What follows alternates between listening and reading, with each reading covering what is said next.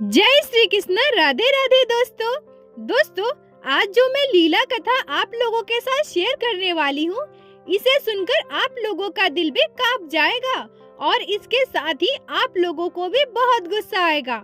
आजकल के लोगों को क्या होता जा रहा है इस कलयुग में, लोग हैवान बनते जा रहे हैं। कुछ ऐसे नास्तिक लोग हैं जिनकी हैवानियत इतनी बढ़ गई है कि वो लड्डू गोपाल स्वयं भगवान तक को नहीं छोड़ते। परंतु दोस्तों, इस कलयुग में भी भगवान श्री कृष्ण के बाल स्वरूप लड्डू गोपाल आज भी हमारे साथ है और इसका प्रमाण बार बार उनके भक्तों को उनकी लीलाओं के जरिए मिलती रहती है और भगवान सब कुछ देखते हैं। हमें हमारे कर्मों का फल अवश्य भुगतना पड़ता है। दोस्तों, आज की ये घटना घटी है मध्य प्रदेश में रहने वाले अंकिता जी के जीवन में। अंकिता जी कहती हैं कि यह घटना 7 साल पहले की है, जब मेरी शादी नहीं हुई थी और मैं 18 साल की थी। मेरे परिवार में मेरे मम्मी पापा और मेरे भैया भाभी थे। मेरे पापा एक प्राइवेट फर्म में जॉब करते थे। उनकी सैलरी बहुत ज्यादा नहीं थी, परंतु मेरे पापा ने हम दोनों भाई बहन को अच्छे से पढ़ाया लिखाया और हमारी हर ख्वाहिश पूरी करते थे। हम दोनों भाई बहन से बहुत प्यार करते थे। मेरे पापा हमेशा सोचते थे कि जब उनके बेटे को एक अच्छी नौकरी मिल जाएगी तब सब कुछ ठीक हो जाएगा, उनकी जिंदगी बहुत अच्छे से चलेगी। इस वजह से मेरे पापा बहुत मेहनत करते थे और मेरे भैया को अच्छे स्कूल में पढ़ाते थे। भगवान की कृपा से मेरे भैया को अच्छी नौकरी मिल गई। भैया को नौकरी मिलने पर हम लोग बहुत खुश हो गए। पर दोस्तों, यह खुशी हमारी बहुत जल्दी ही छिन गई। हमारे जीवन में एक ऐसी दुर्घटना घटी जिससे हम सब की जिंदगी ही बदल गई। अंकिता जी कहती हैं कि मेरे पापा की अचानक से मृत्यु हो जाती है और हमारा पूरा परिवार बिखर जाता है। हम लोग बिल्कुल ही अनाथ हो जाते हैं। कुछ भी समझ नहीं आता कि ये सब अचानक कैसे हो गया, पर होने को कौन टाल सकता है। कुछ महीने के बाद मेरे भैया की शादी के लिए एक अच्छा रिश्ता आता है। मेरे भैया शादी से मना करते हैं। वो कहते हैं कि पहले अंकिता की शादी होगी फिर मैं करूँगा। पर मैं तो पढ़ना चाहती थी और अभी मैं कॉलेज में एडमिशन ही करवाई थी। मेरे मम्मी ने भैया को समझाया कि तुम शादी कर लो, इसकी पढ़ाई अभी कंप्लीट होने में समय लगेगा। उसके बाद हम लोग अंकिता की शादी बड़े ही धूमधाम से करेंगे। मेरे भैया राजी हो जाते हैं और भैया की शादी हो जाती है। पर मेरी भाभी हमेशा मेरे मम्मी से लड़ा करती है। मेरी मम्मी को और मुझे मेरी भाभी बिल्कुल भी पसंद नहीं करती, हम दोनों को बोझ समझती है। इसी बीच भाभी को एक पुत्र संतान होता है। हम सब बहुत खुश थे। हमारे घर में एक छोटा बच्चा आया था, परंतु यहीं से हम सब की जिंदगी बिल्कुल ही बदल जाती है। भाभी का अत्याचार मेरी मम्मी पर और भी ज्यादा बढ़ जाता है, क्योंकि मैं कॉलेज चल जाती थी और भैया ऑफिस चले जाते थे, तो मेरी मम्मी और मेरी भाभी घर पे बिल्कुल अकेली होती थी। भाभी हमेशा कोई न कोई बहाने से कोई न कोई नुक्स निकालकर मम्मी से लड़ाई किया करती थी। मेरे मम्मी के घुटनों में बहुत दर्द रहा करता था, फिर भी मेरी भाभी मम्मी से बहुत काम करवाती थी। वो हमेशा भैया से भी हम दोनों की शिकायत करती थी। हमेशा कहती थी कि तुम्हारी मम्मी कोई काम नहीं करती, घर पर हमेशा बैठी रहती है। मैं छोटे बच्चे को लेकर सारा काम करती हूँ। मेरी मम्मी बहुत रोती थी। मुझे मम्मी की हालत देखकर बहुत ही बुरा लगता है।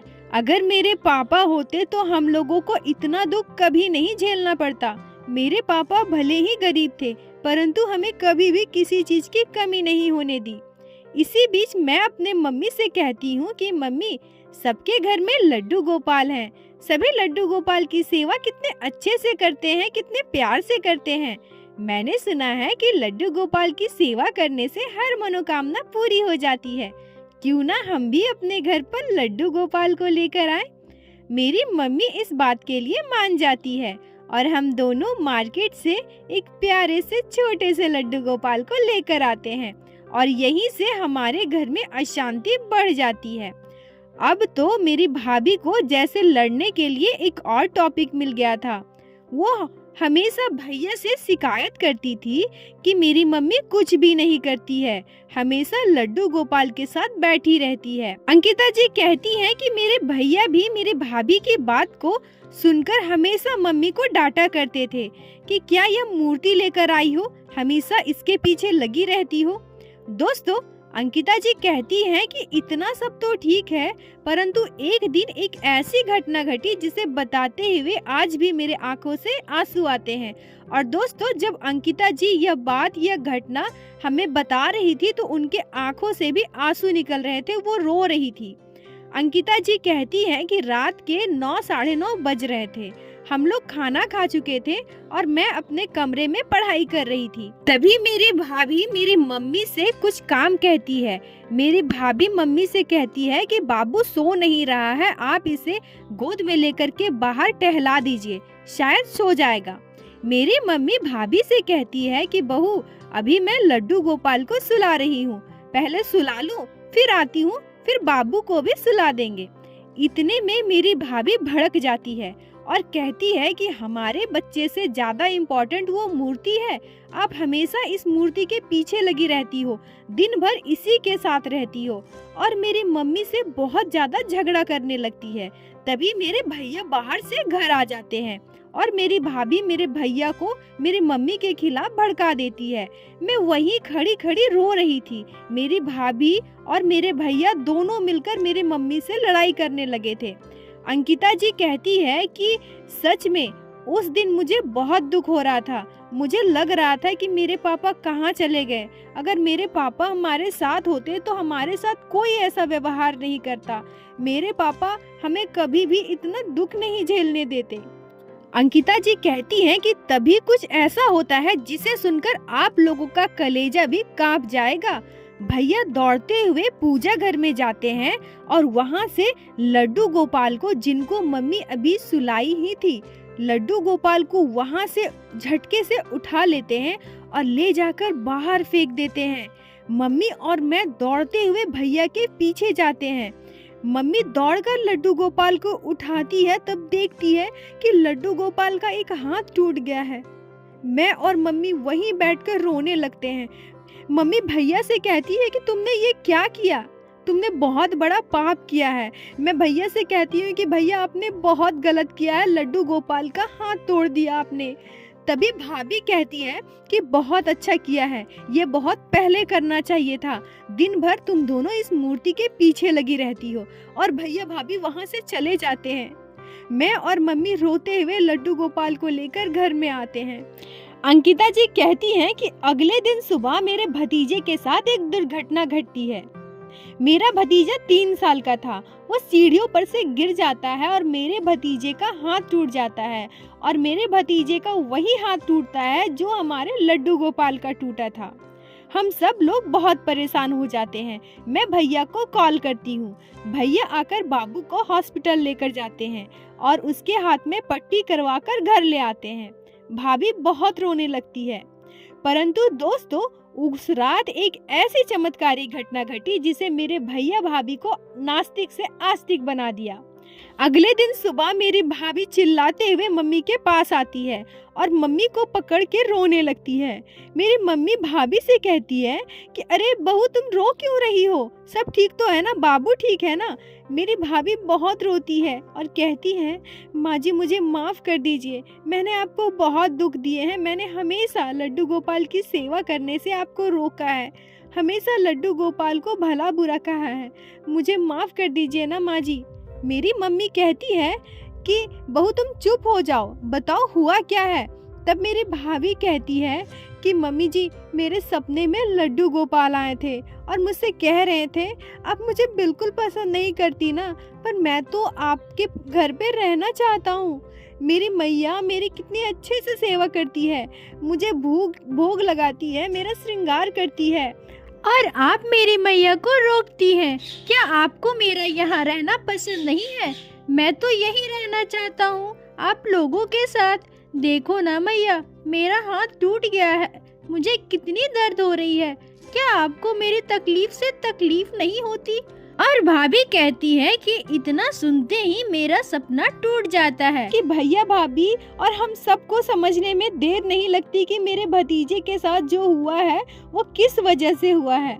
लड्डू गोपाल के साथ भैया भाभी ने जो किया वो बिल्कुल भी उचित नहीं किया। शायद इसी वजह से मेरे भैया भाभी को सही रास्ते पर लाने के लिए, मेरे भैया भाभी को नास्तिक से आस्तिक बनाने के लिए लड्डू गोपाल को ये सबक सिखाना पड़ा।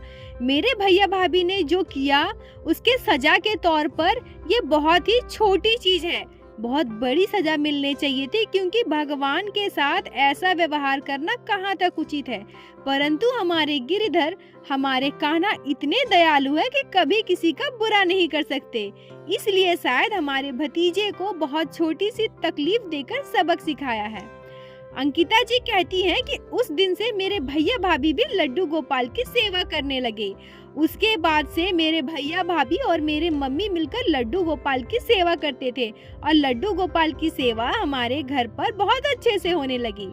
अंकिता जी कहती हैं कि अब मेरी शादी हो चुकी है, मैं अपने ससुराल में हूँ, पर जब भी अपने मायके जाती हूँ तो ये सब देखकर बहुत अच्छा लगता है कि मेरे भाभी को अब मेरे भैया भाभी बहुत ही अच्छे से रखते हैं, बहुत ही इज्जत करते हैं।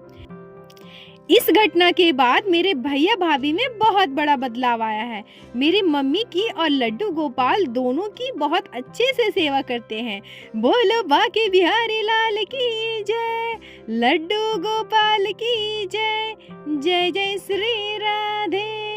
दोस्तों, अगर आप लोगों को आज की ये घटना अच्छी लगी हो, आपके दिल को छुई हो, तो कृपया वीडियो को लाइक करें और अपने दोस्तों के साथ शेयर अवश्य करें, ताकि बाकी भक्त भी लड्डू गोपाल की इस अद्भुत लीला कथा को श्रवण कर सके और हमारे चैनल को सब्सक्राइब करें, जिससे इसी तरह प्रतिदिन आप लोगों को हमारे चैनल पे श्री बाके बिहारी श्री लड्डू गोपाल की लीला कथा सुन सके। दोस्तों, अगर आपके भी जीवन में घटी हो कोई चमत्कारी घटना या लड्डू गोपाल ने कभी भी की हो कोई भी लीला जिसे आप हमारे साथ शेयर करना चाहती हैं, तो हमारे इंस्टाग्राम आईडी पे मैसेज करें। मैं आपसे कांटेक्ट करूंगी और उस लीला कथा को हमारे चैनल में सभी भक्तों के साथ शेयर अवश्य करूंगी।